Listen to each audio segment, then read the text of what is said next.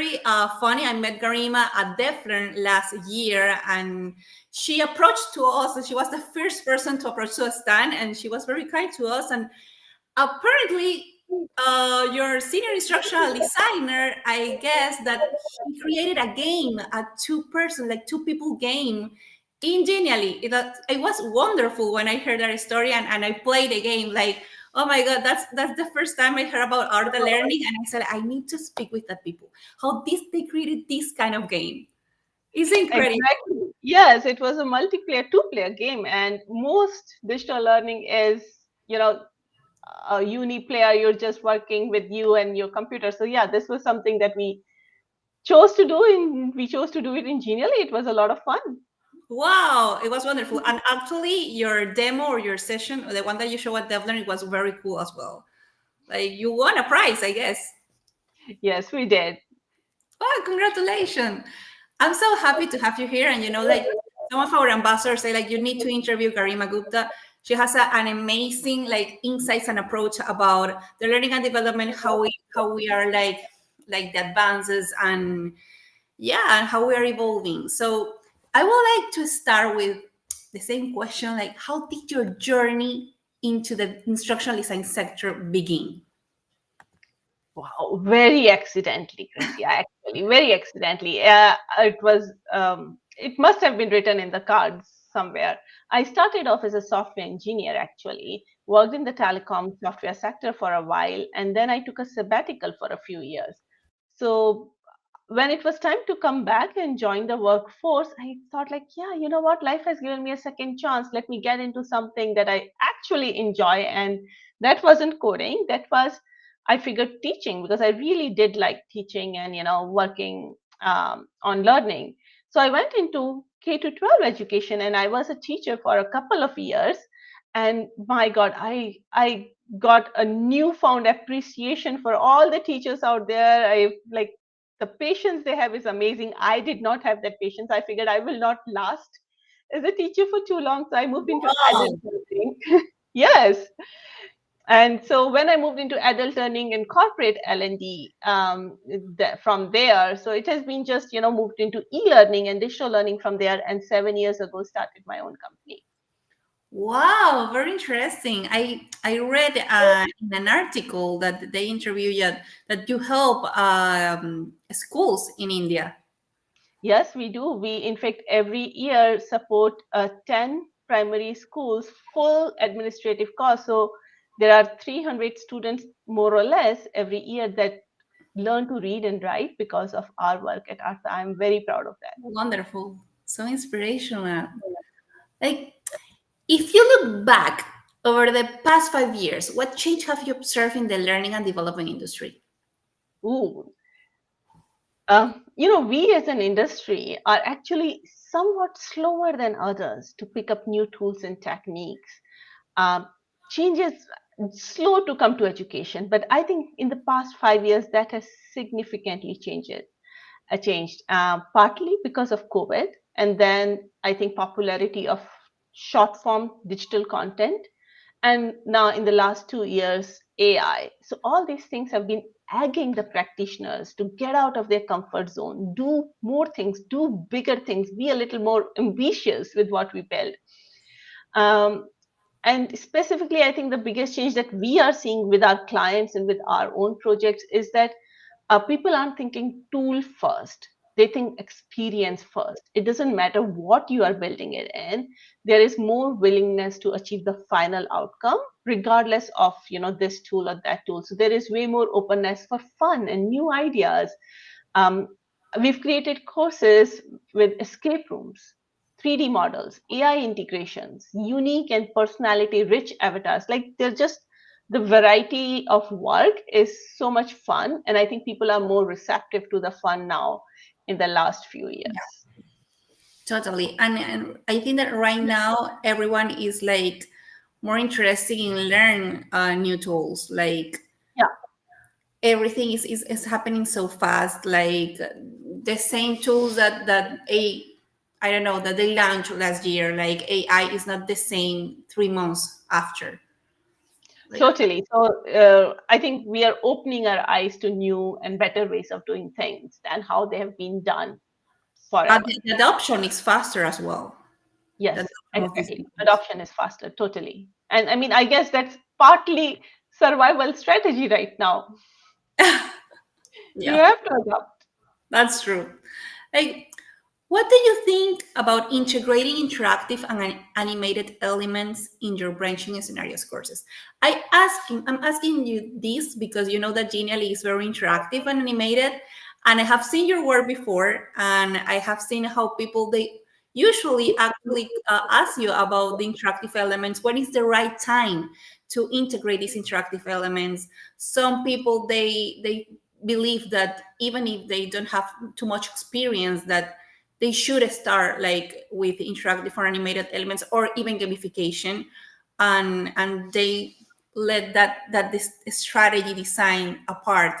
So that's what I'm asking this question right now. Integrating interactive and animated elements. Branching scenarios are the easiest way to personalize your course. I'm a big fan of branching scenarios because with barely any programming, you can create, a base level of personalization. Because the number one reason your learners tune out is irrelevance. So branching scenarios kind of take care of that. Now, when you're adding interactive and animated elements to it, you're bringing it to life. So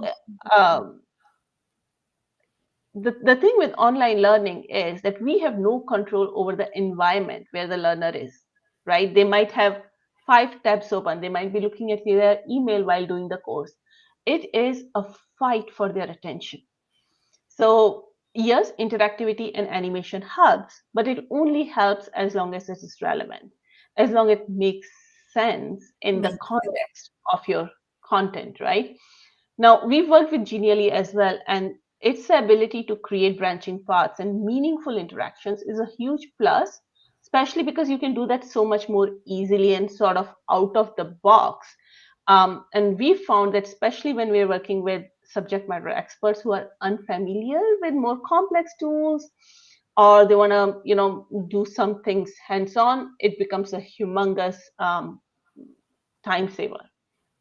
Wow, that's very interesting. I love that you're using like you're a Genially heavy user. Well, yeah, we use a number of different tools, right, including Genially, and you could create animations and interactions in different ways using different things.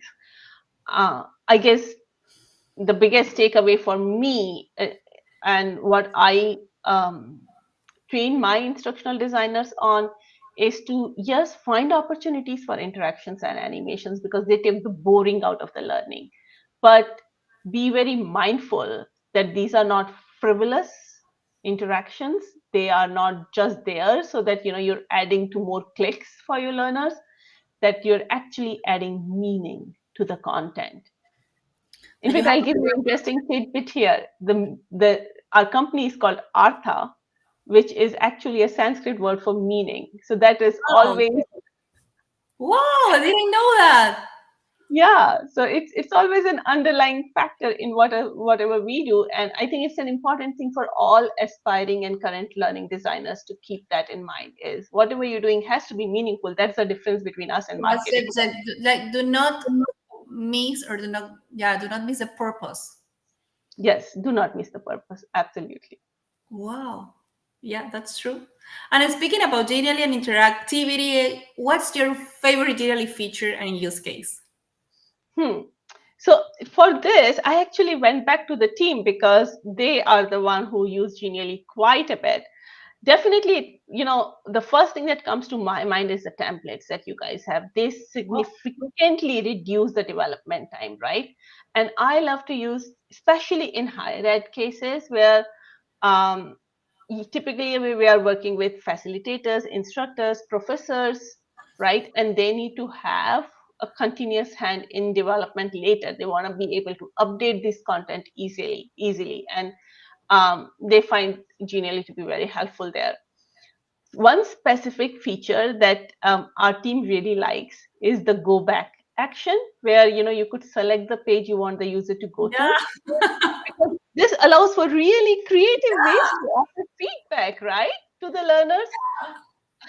I'll give you an example. We were for one of our recent projects, we created a memory card game, Oh, and we created a password entry keyboard slide. So using a keyboard, they're writing the password and they have to get it right in the escape room.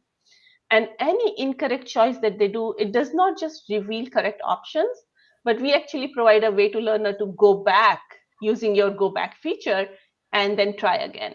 So yeah, I thought that was yeah. I believe that the great part here is like if you would like to start like in a blank template or from scratch, or you would like to design your own template, Genially is great. But if you don't have time, if you would like to maximize your time, if you this template is the right for me and you have your brand kit right there, it's yeah, easy as well. Like Genially, it's a great tool as well. exactly.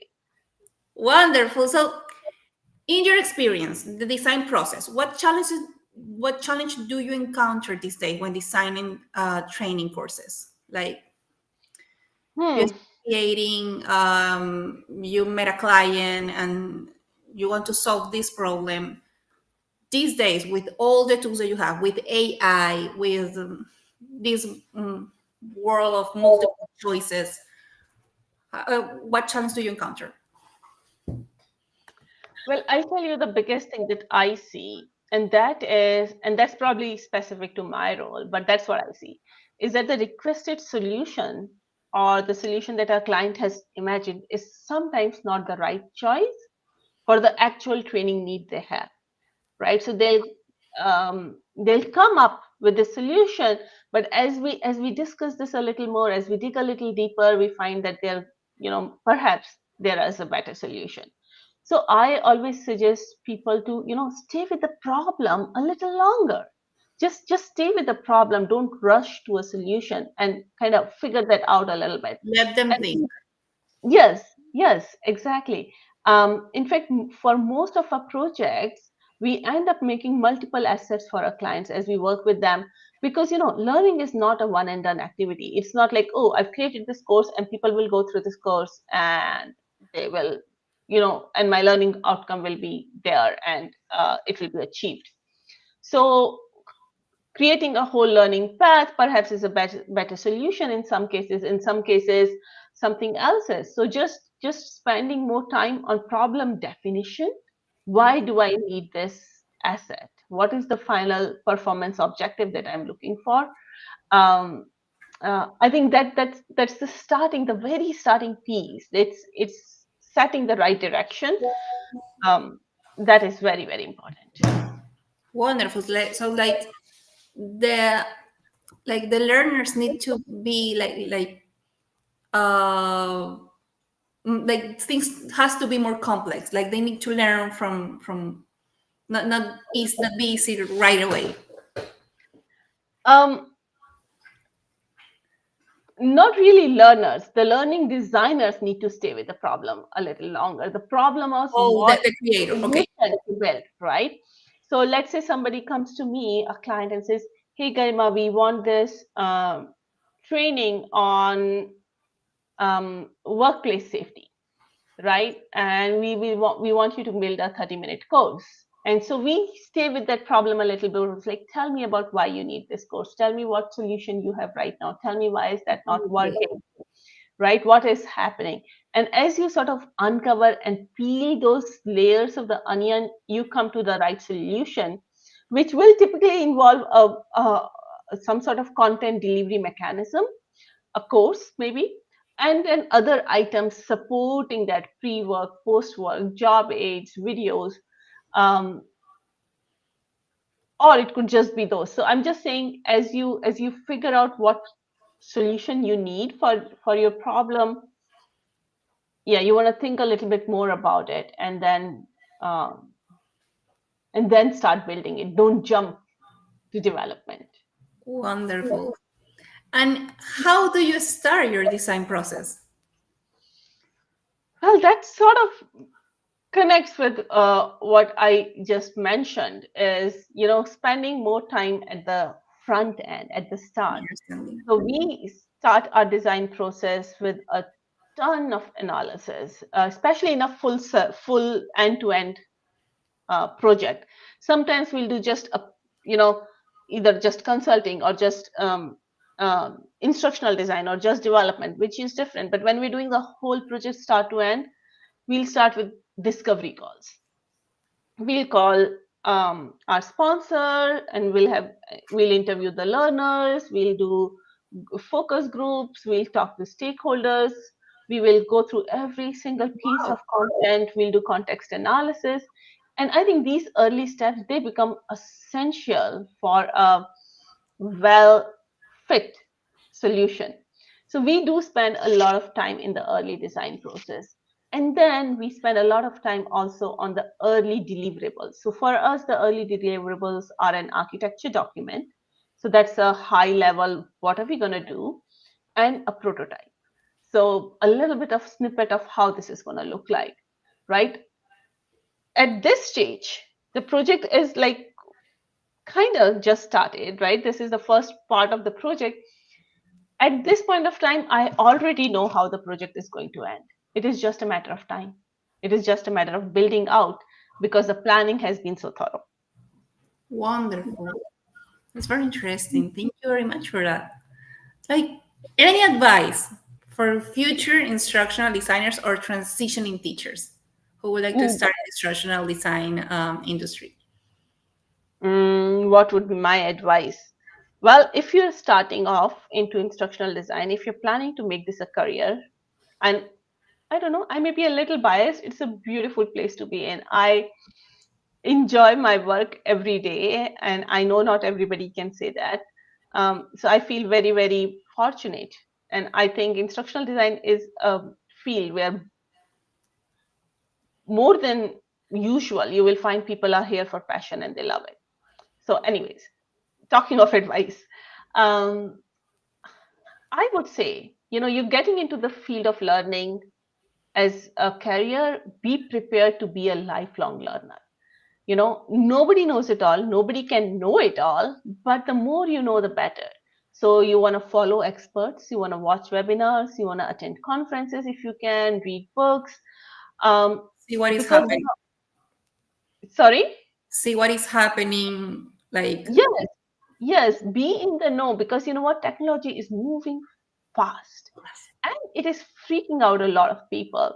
Well, I don't think that you should freak out, but our craft is helping people learn, and tools enable that.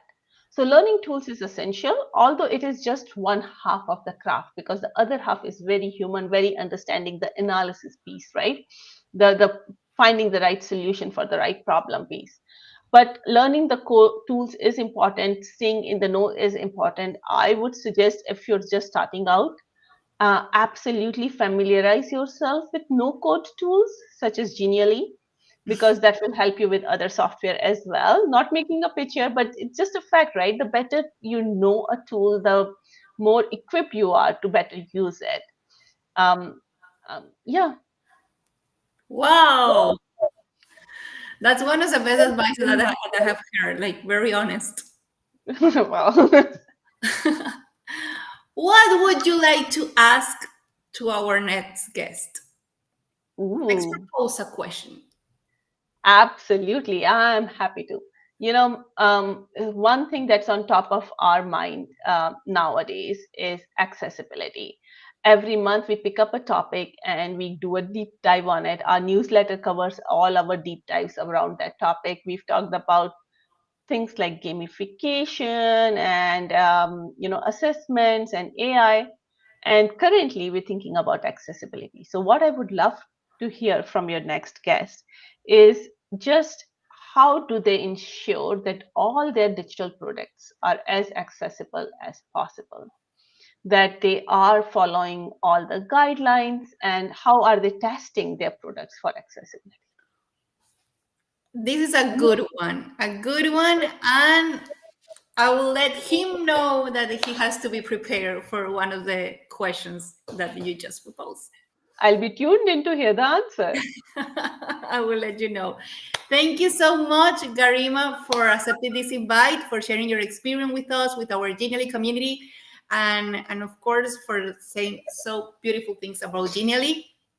We love actually all your gamification activities. Your team is amazing as well, I have to say. I just met Mhm. one of the guys at Devlin, as I mentioned, and he's a very kind. You have done a great, great job. And we have one our community, and of course, we really admire you. So thank you Oh, very much for coming here, share your experience, being honest, and sharing all this insight as well. oh, it's an honor. Absolutely. If I can do anything for any of you listening, please feel free to connect with me on LinkedIn. I'm happy to help. Yeah, we have to plan some things, some workshops, some Genially workshop, more things. Absolutely. Oh, Of thank you very course. much. Well, people, thank you very much for attending this session. I will see you in another episode of Coffee with Genially next month. Bye bye.